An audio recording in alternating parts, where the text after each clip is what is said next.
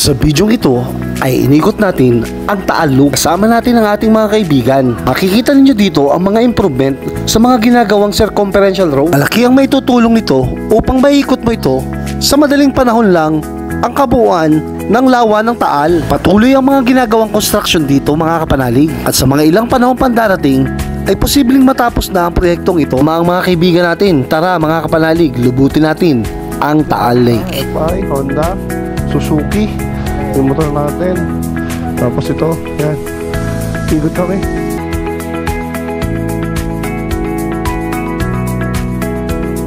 Yung isa namin kasama. Ayan, nandito na kami. Dito kami mag-start sa Caltex. Ayan, o.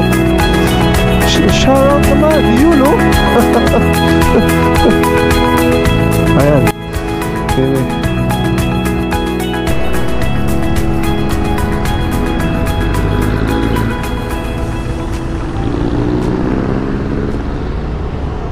So dito namin na pagkaisahan na pumunta sa malapit sa lawa mga kapanalig. So marami kaming dadaanan na bayan dito. Parang tatlo, no? Mataas na Kahoy, tapos Balete, and then Tanawan.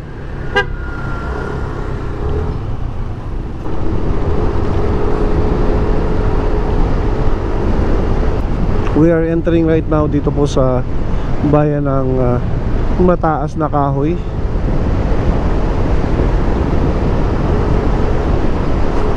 Yung mga motoristang dumadaan dito, dahil lalo't pagka ganitong oras na hindi masyado mainit, eh magandang puntahan na malapit lang dito sa amin. Ito kasi ay kasama doon sa circumferential road na Balete o itong portion ng Lipa.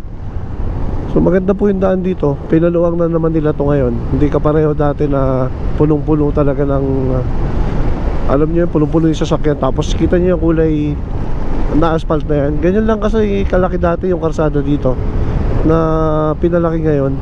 Kaya nakaka-inganyo na dito na dumaan at malapit lang ang lawa dito. So lahat po ito pag galing ka ng Mataas na Kahon ay pababa lahat. Nandito din yung Shercon. Ayan. Sarap naman ang ambience. Ang lalaki ng mga puno, oh. Dami. Ang ganda ng mga puno dito. Tsaka kahit na po hindi po tag-ulan, tag-init, malilom dumaan dito dahil sa mga puno. Yun nga lang, medyo kung makikita nyo dyan, oh, medyo matarik din po ito. So dalawa yung daan, isang pakaliwa, isang pakanan. Dito tayo sa ginawa na kalsada ngayon. Medyo matarik lang to, pero okay lang. Maganda naman dumaan dito. So dinaanan din natin yung isang sikat na kainan dito. Ayan, yung Basil. Ayan, ayos din yan, oh. Yun, no, kainan. Ha? Malayo pa. Oh wow, malampas pa. Tanawan.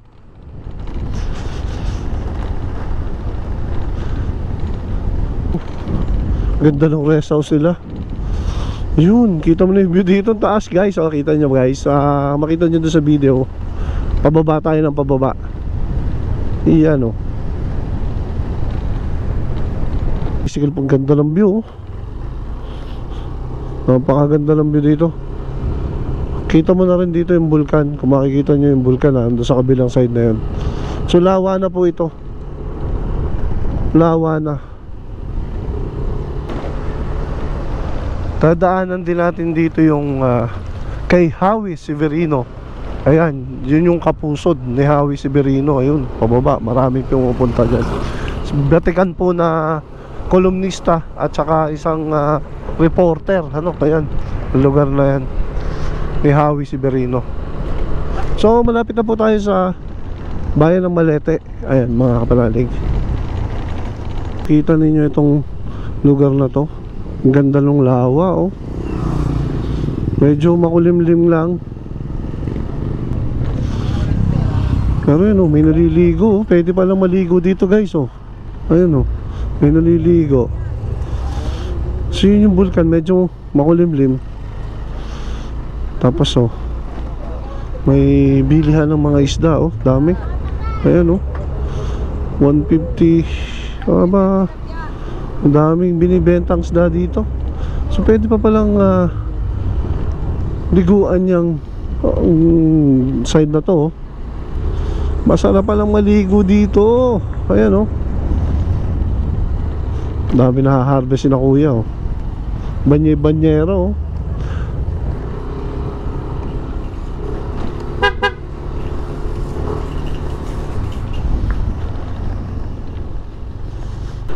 Dito pala sa lugar na to, medyo na-apektuhan din ito ng bagyo. Ang dami na buhal na puno ng saging. Ayan, noong nag-bagyuhan. So ito pong dinadaanan natin ito ay mga sagingan. Napakadami ng tanim na saging dito. Ayan. So medyo mahaba yung dinaanan natin ako na yun, na masama yung daan ngayon, mga kapanalig. Ito pong daan na to ay papunta rin ng Vineyard ba yun? Yung bagong binuksan na Disneyland daw. Dito po sa lugar na to yun. Mga sekretong lagusan na dinadaanan natin, na napuntahan natin at nadaanan dahil tayo ay layas. Yan po nagagawa ng pagmumotor, mga kapanalig. Kung saan tayo napapasuot at ayan, kung saan tayo napapasuot nito. Ito na po yung lugar na hindi natin alam kung nasaan. So ito, medyo malalim po yung daan dito, pero kaya naman, wala naman problema sa motor. Ang labas na po natin dito ay ito lang lawa ng Taal. Pwede tayong manggilid at papuntang Tagaytay. Ito yung malalim na dinadaanan ko. So pagka dito ka dumaan, tatambad na sa'yo yung lake. Ito na yung lawa. Yan. Ano kaya nangyari na dito ngayon? Ayun dami ng fishing dami. Mga nagpi-fishing na dito Ayan. Ganda ng lugar na to, mga kapanalig. Napaka ganda ng lugar Ayan. Pwede ka lang maligo dito, tapos naglagay po sila dito ng parang pwedeng pagdaungan ng bangka. Ayan. Ito, ganda rin dito. Ayan. Ayan, pwede tayo dito mag-picture. Picture muna tayo. So yan, anong sasabi mo sa ride natin, Idol? Okay! Ito, nasa Pilipinas pa ba tayo? Ayan So may... Ito po yung Bulkan Taal po, medyo critical ngayon Critical, hindi makita, malabo kasi cloudy. Ayan. Meron parang ginawa sila dito daungan ng ano ba to? Daungan ng bangka. Ano yung daungan ng bangka? Ayan. Ayan ayos din So yun po yung bulkan. Nandun, di lang makita ngayon. So naglagay sila nito parang view deck Ayan, ang ganda. Nakikita nyo guys Ayan. Palag ko yun! Sa kilip ko! Ayan po, mga kapanalig. Ganda rito, sarap Tama lang yung init ng araw, hindi masyado. Tapos yung tubig medyo galing kasi sa bagyo. Pero ang dami ng isda Ayun. Ayun ganda rin ng to. Ayan Ayun, yun yung pupuntahan na gusto ni Pare Fortune puntahan yung kabilang yun. Yun na yun. Pwede rin naman paglabas yun Okay. Yun. Mapupuntahan natin. Ayun na. Sakop to ng Tanawan. Nagpa-picture lang kami dito. Pero didiretso kami dito. Maghanap lang muna kami ng pwedeng pag-breakfastan. Ayan. Magbe-breakfast lang muna kami. So madami ng kainan dito Ayun o, ano na to. Ang daming kumakain eh oh. Pero ang dami ng kainan dito. Ano, bagnet sisig eh oh. Sarap mo no. Ari yung tagpuan. Pwede rin dito. Pwede siguro tayo dito na kumain. Marami. May mga sisling. Pwede na tayo dyan.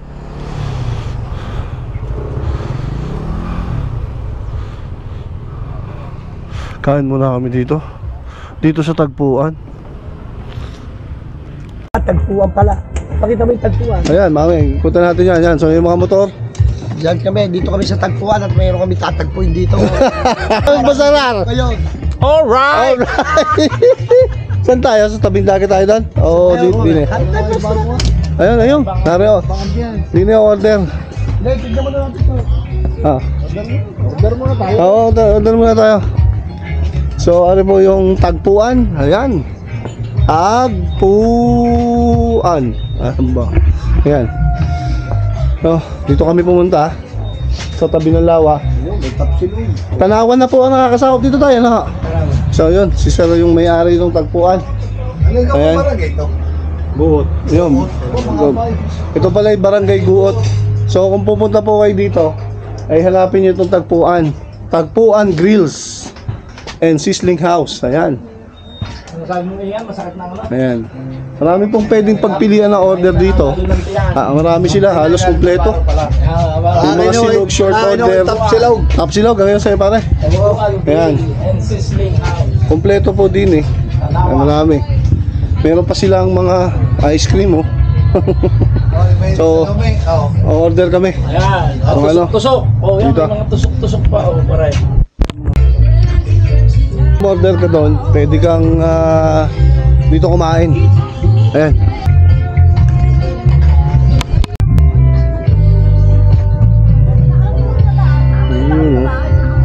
Dito kami nakapunto sa tagpuan. Isip ang iba biyahe pa para papasundo na lang tayo sa bahagas ang kulang. Tinigil pa natin sa gawa nyo. Kapit tayo ng sticker dito sa malapit para at least may sticker din tayo makakapanalig. Ayan. Yun oh. First time tayo dito. Ayan. Ayos na. So tatagusin namin tong kabilang area dito sa, hindi ko alam kung barangay ano to eh. Hindi pa to Gonzales eh. Parang sabi Look.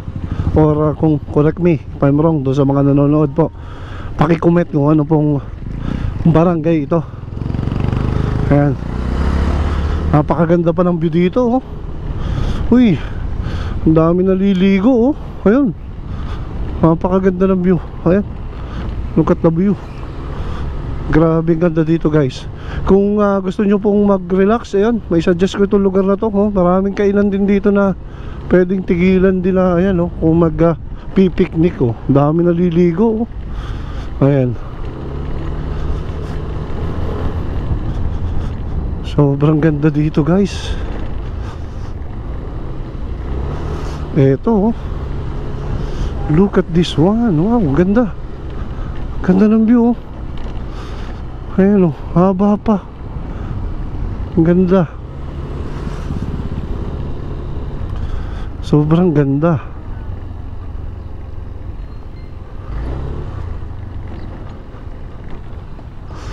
Ito.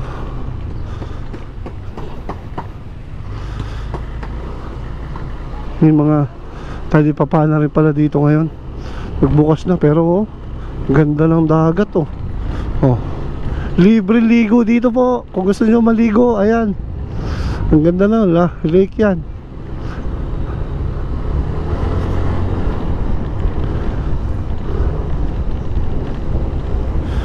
Tourism Information Office oh. Ayan, tagpuan to pala. Ano yun, tagpuan.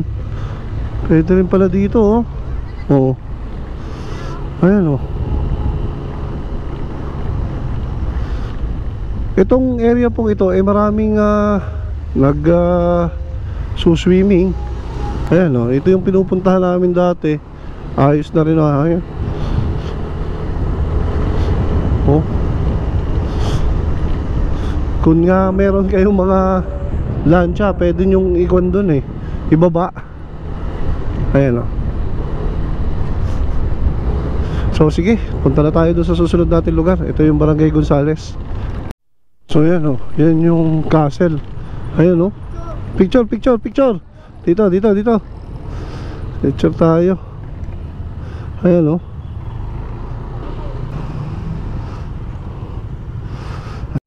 Katapat nung castle ay itong vineyard na. Ayan.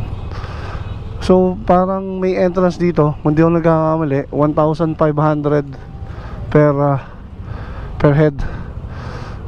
Ayan.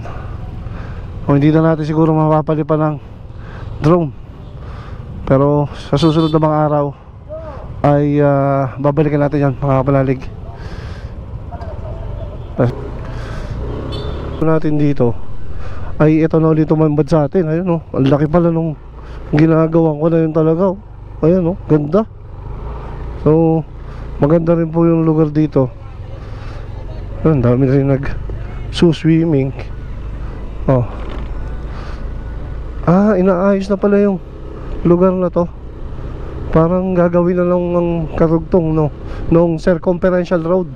Ito na mga kapalalig, medyo naglalagay na sila ng tambak para gawin doon sa papasok ng circumferential road. Ito na, inaayos na rin pala dito. So karugtong po yan, paikot ng buong lawa ay ginagawa na rin pala dito sa side ng Gonzales to, Tanawan. Pero may construction na sila, so pinalaki na yung karsada.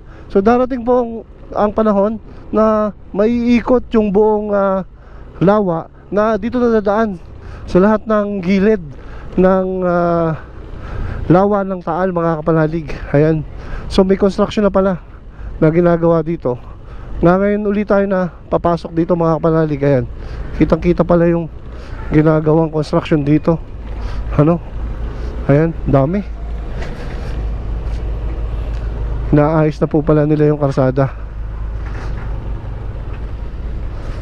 Dati ito lang yung daan, ngayon pinaluluang na nila.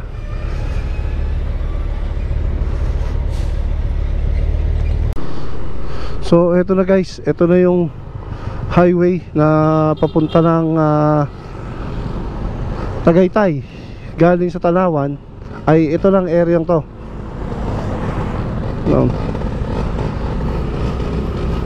Thank you. So eto na po yung way papunta doon sa Tanawan area. So ang magiging routine pala natin ngayon, matapos nating ikutin yung side na yon ng Balete going to Tanawan, ay papunta na tayo dito naman sa bayan ng Laurel at ng Talisay. So definitely maglulupo tayo sa ating ride ngayong araw na to. So daanan na rin natin yung sa Banadero, yung kanilang ginawa dito. At makikita mo doon sa dinaanan nga kanina yung mga area na nagkakaroon na po ng improvement, ano, para makita rin natin ito. Ayan na. Punta rin tayo dito sa may Banadero area mga kapanalig.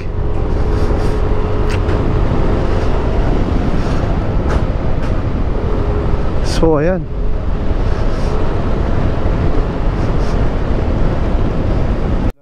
Inayos na nila, ayan o. Ayan po yung magdudugsong, ayan yung ginagawa. Ay ito yung lawa. Oh. Ito. Pwede ayos. Karugtong. Gagawin niya circumferential road eh.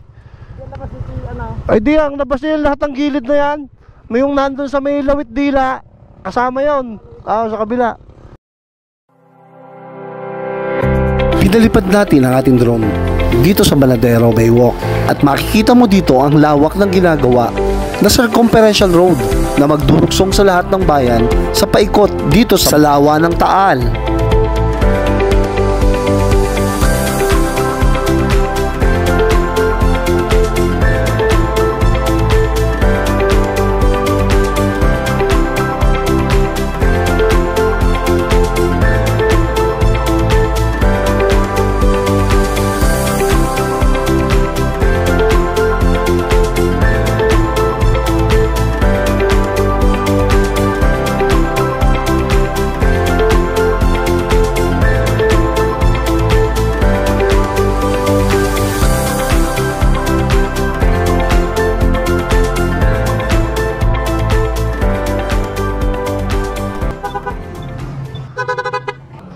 Yun. Let's go. Guys.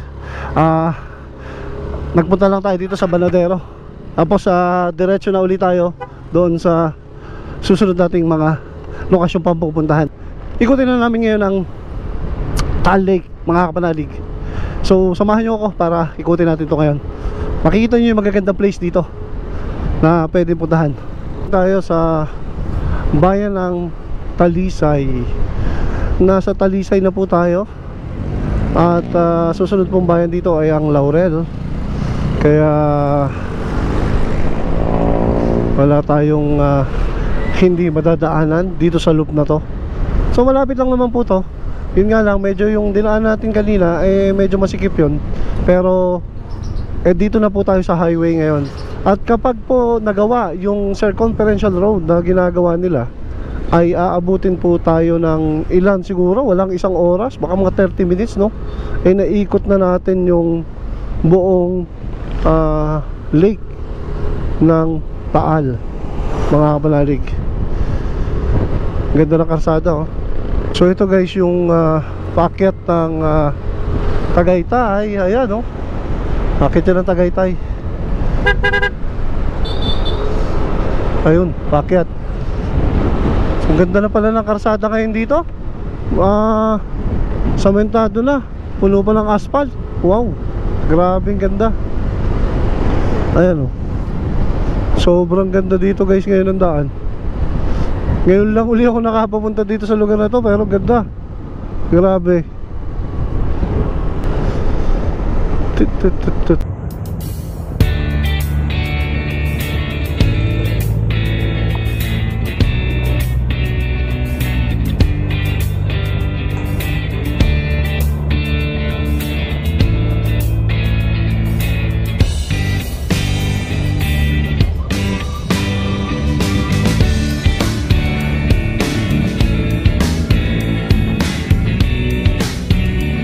Ganitong kaganda yung karsada na dinadaanan natin, parang masarap pag motor, ano, mga kapanalig.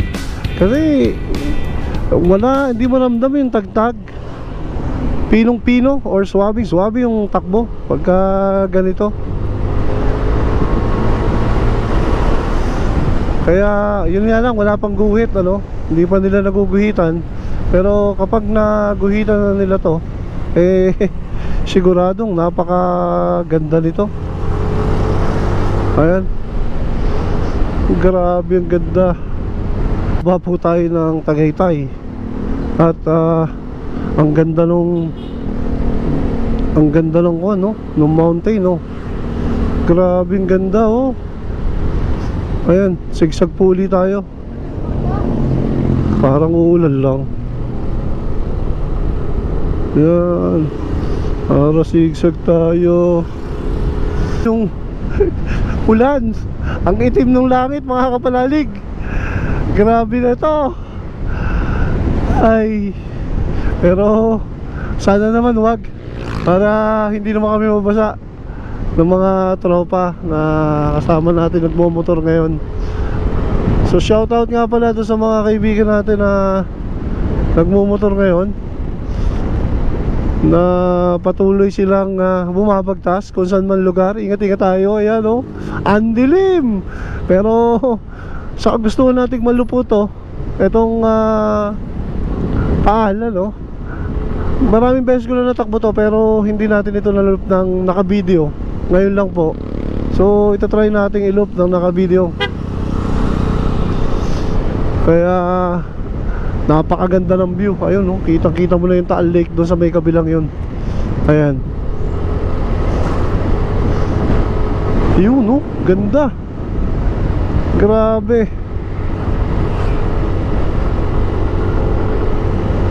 At dito na nga dumating ang hindi inaasahan. Dito sa likod. Bumuhos ang napakalakas na ulan. Ayan, no? Galing Baguio. Grabe na to. Patay tayo dito, oh. Lakas ng buti, may natigilan tayo dito. Nang huminto ang ulan, ay pinasa na natin magpatuloy. Tingnan namin para maka usod-usod kami. Hanap tayo ng magandang pwesto. Medyo hindi to, hanap ako ng magandang pwesto, ha. dito sa may area. Tingnan ko dito kung may pwestong matitigilan na mas maganda. Nakakapagod na kasi yung pwesto dun guys eh. Kaya hanap tayo. Pero baka patayin ko muna yung video at mabasa yung camera. Nakakita nga tayo ng pwedeng tigilan. Ito ay isang parisan. Pinasya kong dito na magpatila. Bukod sa may pagkain, ganda yung pwesto natin dito kasi may upuan. Sobra na rin naman basa. So tigil muna kami. Ang ganda ng lawa sana. Ayun oh. Kaso nasira yung plano natin. Let's go guys.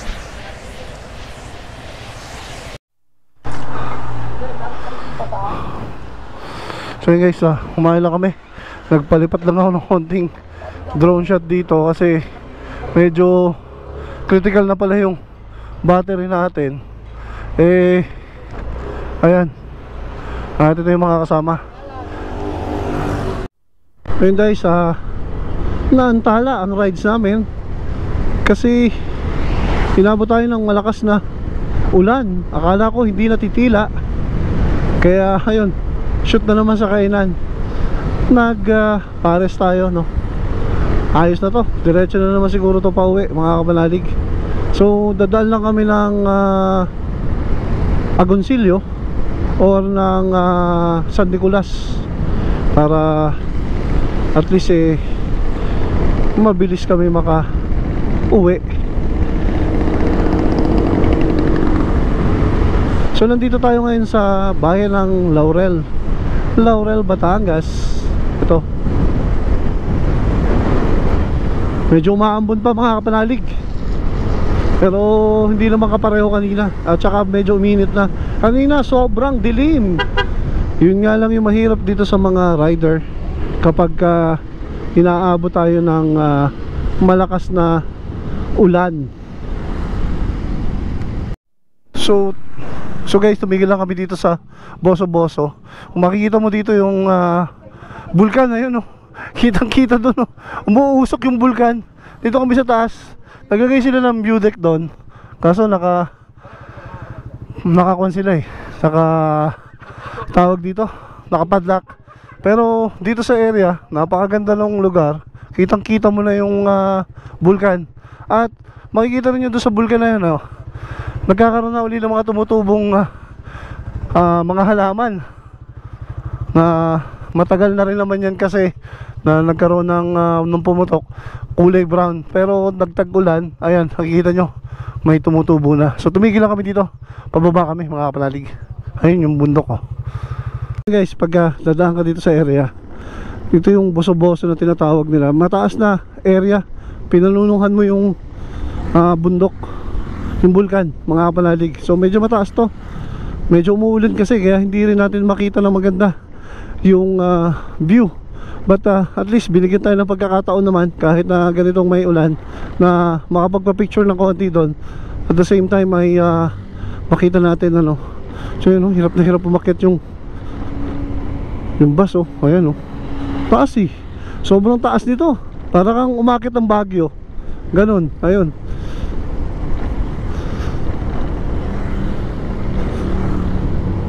Ayan, oh.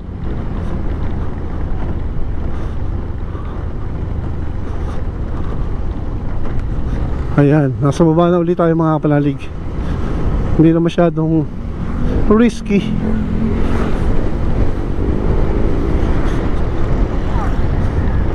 Ito, kitang kita rin natin yung malapit kasi sa lawa po. Ayan. At doon sa bulkan. Pero nung pumutok yung bulkan Taal, medyo na-wash out tong lugar na to halos. Pero after naman ng pagputok yun, inayos na uli nila. At makikita mo yung napakagandang tanawin na yan, oh. Grabe, napakaganda. Sobrang ganda dito. Sayang nga lang at umuulan ngayon. Pero kung hindi po umuulan, itong area to ay isa sa pinakamagandang spot na puntahan natin. Lalo na kung mga nagmumotor na kapareho na ganito, na gusto mo lang mag-loop, gusto mo lang ikutin yung buong lawa ng Taal, ay makikita mo talaga yung kagandahan dito mga kapanalig. Ayan, oh. Grabe ang ganda, oh. Kitang kita mo talaga, oh. Wow. Sayang naubos na yung battery ng drone. Pero at least nakita pa rin naman ninyo sa pamamagitan nitong video natin na to, yung lugar na to na maganda rin naman puntahan, mga kapanalig. Ayun, for vulcanizing, store, gasoline, kompleto sila, may mga puntahan, lawa na rin to.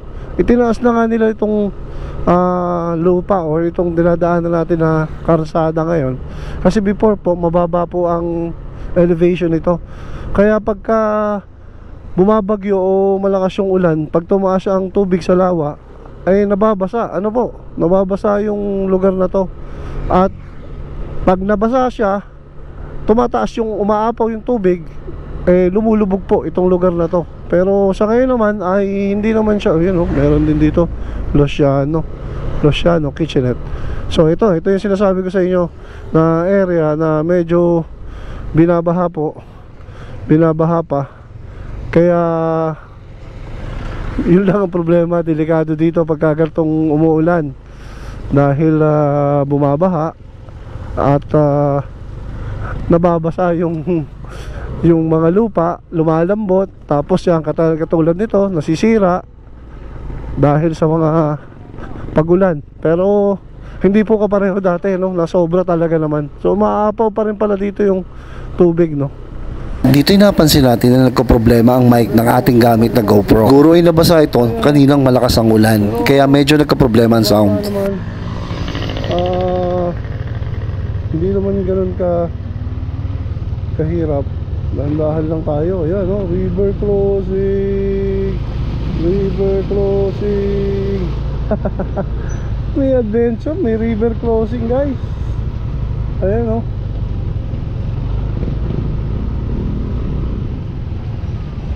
ito pa isa. So umaapaw pa rin pala talaga tubig dito. Grabe na to.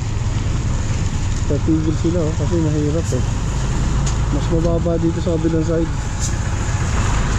Hindi nataawan ng mga truck, maputing nga lang. Ayos na. Hindi naman masyadong ayan, okay. Dahan-dahang humihina ang audio natin. Naririnig pa naman, mga kapanalig. Madulas. Kasi may semento naman yan kaya lang medyo madulas. Huwag kang lalagay ng throttle. At dito nga, medyo naramdaman na natin ang kanyang paglulus. Kompleto package na yung takbo natin, sa loop. So yan po yung sitwasyon ngayon sa pag-ikot po ngayon dito sa loop na ito. Medyo may konting mga dadaanan na kapareha na maraming tubig at medyo madulas, kasi sanhi po yan ang mga pagbuong na lupa pag-aapaw nitong lake ng Taal. Ito po yung itsura ngayon. Madaming buhangin. Akala natin na ganito na ang magiging sitwasyon ng ating mga dadaanan, pero mas marami pa pala na natabunan na karsada pwede magpahirap sa ating paglalakbay.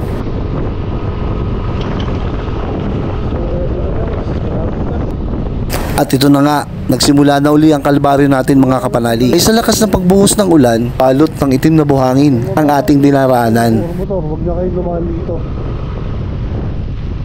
dahil maputik po. Pero hindi naman delikado. Akala natin, mga kapanalig, maikli lang to, pero umabot pala to hanggang sa bayan ng Agoncillo. May tubig dito sa area to. Ayan. Kaya mahirap din, mga kapanalig. Medyo delikado dumaan dito ang mga motor at maliliit na sasakyan. Lalo na kapag ganitong umuulan, hindi natin na kakasigurado kung ano pang mangyayari. Kasing bumaba pa uli ang maraming buhangin at lumatag ito dito sa ginagawang kalsada. Ito naman mga buhangin na to, dala po. Medyo mahaba-haba rin ito, mga kapanalig. Nung gamitin natin yung ating Google at nakita natin may mga pula na nakikita tayo, akala natin traffic. Yung pala, ito ay sanhi ng mga naglatag na buhangin sa kalsada, papabalgal sa usad ng mga sasakyan. Kaya po, dun sa mga gustong ikutin ang kabuuan ng Taal Lake, ingat lang po sa ating pagmamaneho. Motor o paapat na gulong, di biro po ang makikita at madadaan nyo dito. Nagkalat na buhangin at tumabon dito sa kalsada, nadaanan natin. Sobrang dami.